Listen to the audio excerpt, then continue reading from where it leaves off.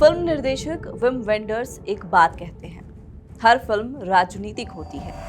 सबसे ज्यादा राजनीतिक वे फिल्में होती हैं जो होने का नाटक नहीं करती, यानी कि एंटरटेनमेंट फिल्में।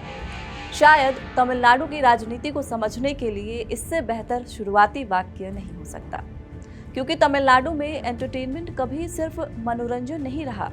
यहाँ वही सबसे गहरी राजनीति करता है। यहाँ सिनेमा सत्ता को चुनौती नहीं देता, वो सत्ता की कल्पना करता है। इसलिए जब थलपति विजय पर्दे पर नायक बने तो किसी ने नहीं सोचा कि वही नायक सियासी रण में भी विजय पताका फहराएगा।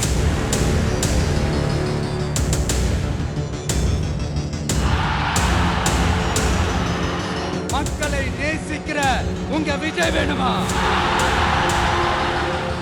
किसी ने नहीं सोचा था कि जिस शख्स को एंटरटेनमेंट का चेहरा माना गया वही राजनीति के सबसे मजबूत दुर्ग डीएमके और एआईएडीएमके को ध्वस्त कर महाविजय के रथ पर निकलेगा। विजय का राजनीति में आना किसी एक दिन का फैसला नहीं था, ये सालों से बनती हुई एक छवि का परिणाम था। फिल्मों के संवादों में छिपे सामाजिक संकेत, सिस्टम से टकराने वाला नायक और जनता के साथ बना एक भावनात्मक रिश्ता। जब विजय मंच पर खड़े होकर बोलते हैं तो वो सिर्फ एक नेता नहीं दिखते, वो उस पर्दे के नायक की छवि भी साथ लेकर आते हैं जिसने अन्याय के खिलाफ आवाज उठाई। विजय और उनकी पार्टी का उभार इस बात का संकेत है कि राजनीति एक बार फिर नई कथा बन रही है। एक ऐसी कथा जिसमें नायक है, संघर्ष है और उम्मीद शामिल है। और हर बड़ी कथा के साथ कुछ चेहरे हैं जो अनायास ही जुड़ते चले जाते हैं। इस बार वो चेहरा है त्रिशा कृष्णन।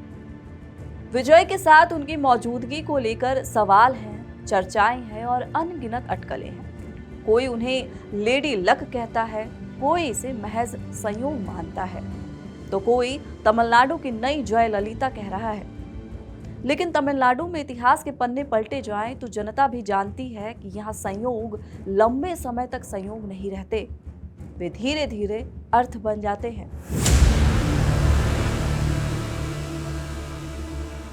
जिस दिन चुनाव परिणामों की तस्वीर साफ हुई उसी दिन त्रिशा का जन्मदिन था। उससे ठीक पहले तिरुपति मंदिर की यात्रा, सीढ़ियां, पूजा, आस्था और फिर नतीजों के बाद सीधे विजय से मिलने उनके घर पहुंचना और घंटों बातचीत। ये सब अलग अलग घटनाएं हैं, लेकिन राजनीति इन घटनाओं को अलग अलग नहीं देखती। राजनीति उन्हें जोड़ती है और सोशल मीडिया ने ठीक यही किया। इन बिंदुओं को जोड़कर एक ऐसी कहानी बनाई जिसमें त्रिशा सिर्फ एक अभिनेत्री नहीं रही बल्कि एक प्रतीक बनने लगी। इसी बीच 12 साल पुराना एक वीडियो फिर सामने आता है। एक युवा अभिनेत्री आत्मविश्वास के साथ कहती हैं कि एक दिन मैं मुख्यमंत्री बनना चाहती हूँ। उस समय शायद ये बात हंसी के साथ कही गई थी, हल्केपन में या सपने के तौर पर। लेकिन तमिल राजनीति में शब्द कभी हल्के नहीं होते। यहाँ हर संवाद अपना भविष्य साथ लेकर चलता है। आज वही वीडियो एक अलग रोशनी में देखा जा रहा है, जैसे कोई पुरानी भविष्यवाणी हो। यहीं से जयललिता की स्मृति इस कथा में प्रवेश करती है। जयललिता के स्कूल दिनों को याद करने वाले कई लेख बताते हैं कि वो पढ़ाई में असाधारण थी। उनसे जब ये पूछा जाता था कि आगे क्या बनना है तो उनका जवाब अक्सर होता था लॉयर या आईएएस ऑफिसर। ये जवाब सिर्फ किसी पेशे का नाम नहीं था बल्कि पब्लिक लाइफ और नेतृत्व की दिशा की ओर इशारा था, यानी पर्दे से पहले ही सत्ता की कल्पना।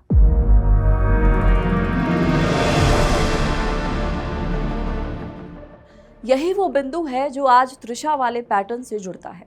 दोनों ही मामलों में कम से कम सार्वजनिक नैरेटिव में अभिनेत्री का सत्ता या नेतृत्व की बात कहना लोगों को एक संकेत की तरह लगता है। फर्क बस ये है कि जयललिता में ये करियर आकांक्षा के रूप में सामने आया और त्रिशा में मुख्यमंत्री बनने की इच्छा के रूप में।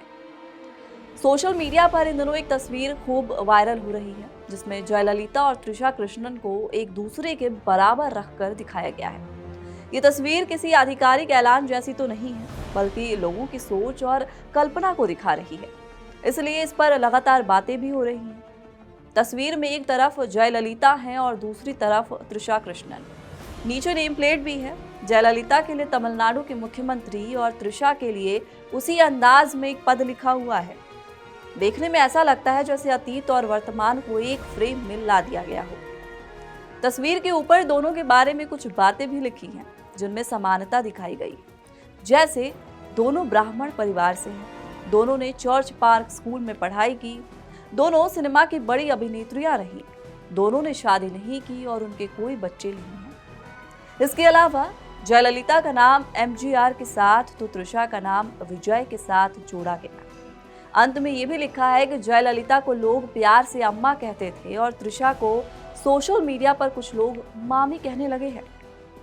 ये पोस्ट किसी नतीजे पर नहीं पहुंचती बल्कि सवाल खड़े करती है। लोग इसे एक संयोग की तरह देख रहे हैं जहां कुछ बातें एक जैसी लगती हैं। तमिलनाडु में सिनेमा और राजनीति पहले भी कई बार साथ साथ चले हैं, इसलिए लोग इस तुलना को हल्के में नहीं ले रहे। जयललिता भी राजनीति में अचानक नहीं आई थी, उन्हें भी एक मंच मिला, एक मौका मिला और एक असाधारण परिस्थिति मिली। 1984 में जब एमजीआर अमेरिका में इलाज करा रहे थे, तमिलनाडु की राजनीति में एक अजीब सा खालीपन था। सत्ता मौजूद थी लेकिन नेतृत्व गायब था। उस दौर में जयललिता ने पार्टी के कई वरिष्ठ नेताओं की आपत्तियों के बावजूद चुनाव प्रचार संभाला। लगातार 28 दिनों तक राज्य भर में यात्राएं, सभाएं और भाषण दिए। मीडिया और राजनीतिक पर्यवेक्षकों ने इसे उस राजनीतिक वैक्यूम को भरने के रूप में देखा जो एमजीआर की शारीरिक अनुपस्थिति से पैदा हुआ था। वही क्षण था जब ये स्पष्ट होने लगा कि ये सिर्फ किसी तरफ से बोलने वाली आवाज नहीं है, ये खुद सत्ता में बैठने की तैयारी है। आज जब लोग तृषा की तिरुपति यात्रा, चुनाव के दिन उनका सक्रिय रहना और विजय से उनकी मुलाकात को देखते हैं तो उन्हें वही ऐतिहासिक पैटर्न याद आता है। राजनीति में आस्था कभी निजी ही नहीं रहती, सही समय पर की गई आस्था भी प्रतीक बन जाती है। जयललिता ने कभी कहा था कि या तो मैं लड़ाई पूरी लड़ती हूँ या मैदान में उतरती ही नहीं। यही पंक्ति शायद तमिलनाडु की राजनीतिक आत्मा को सबसे अच्छे से समझाती है। जयललिता सिर्फ मुख्यमंत्री नहीं थी, वो एक युग थी। उन्होंने सिनेमा से सत्ता तक का सफर अपनी शर्तों पर तय किया और आज जब तृषा का नाम उनके साथ जोड़ा जाता है तो ये तुलना व्यक्ति की नहीं, स्मृति की होती है। एमजीआर जयललिता की जोड़ी सिर्फ एक राजनीतिक गठबंधन नहीं थी, वो एक भावनात्मक संरचना थी जहां करिश्मा, अनुशासन और सत्ता एक दूसरे के पूरक थे। विजय तृषा की तुलना भी इसी जरूरत से पैदा होती है। लोग नेता के साथ एक कथा, एक निरंतरता और एक संभावित उत्तराधिकार देखना चाहते हैं। इन सबके बीच विजय का निजी जीवन भी सार्वजनिक बहस का हिस्सा बन जाता है। रिश्ते, परिवार, अटकलें, तमिलनाडु की राजनीति में निजी जीवन कभी निजी नहीं रहा, वो एक मिथक में बदल जाता है और नेता उस मिथक का अनचाहा हिस्सा बन जाता है। आज तमिलनाडु एक दहलीज पर खड़ा है, पीछे इतिहास है, एमजीआर, करुणानिधि, जयललिता, आगे भविष्य है जिसमें नए चेहरे हैं, नई आकांक्षाएं हैं। राजनीति अब भी भावनाओं से चलती है और तृषा कृष्णन के इर्द गिर्द बनती ये कथा बताती है कि प्रतीक कभी अकेले पैदा नहीं होते, उन्हें समाज गढ़ता है। क्या तृषा अगली जयललिता है? तमिलनाडु की राजनीति एक बार फिर किसी नई अम्मा की कल्पना कर रही है और वही कल्पना आज की सबसे गंभीर राजनीतिक सच्चाई बनती जा रही है। यहाँ से कहानी खत्म नहीं होती, यहीं से कहानी शुरू होती है। फिलहाल इस वीडियो में इतना ही। आप इस खबर पर क्या सोचते हैं? कमेंट बॉक्स में अपनी राय जरूर दें।